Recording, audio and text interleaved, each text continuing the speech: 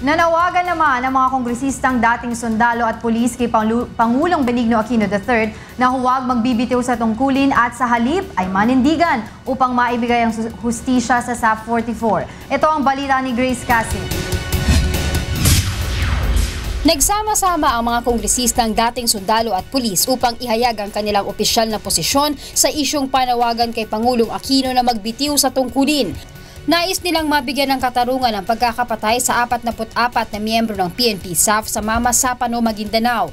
Ayon sa grupo na tinatawag na Saturday Group ng Kamara, hindi dapat magpaapekto ang Pangulo sa kaliwat kanang panawagan na magbitiw na sa pwesto. Sa ngayon, nais ng grupo na manindigan ang presidente at ipakita sa taong bayan na mabibigyan ng hustisya ang pagkakapatay sa SAF 44 at panagutin ang nasa likod nito. We call on the President to step up.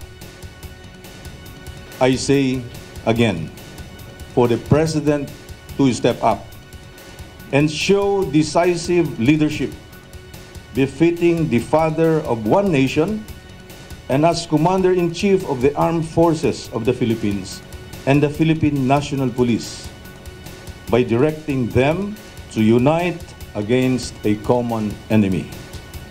Hiniling din ng grupo na gumawa ng aksyon ng pamahalaan upang humupa ang emosyon ng publiko sa issue. The President as Commander-in-Chief must assume responsibility over the operations regardless of the outcome. Former U.S. President Harry Truman says it clearly, the buck stops here.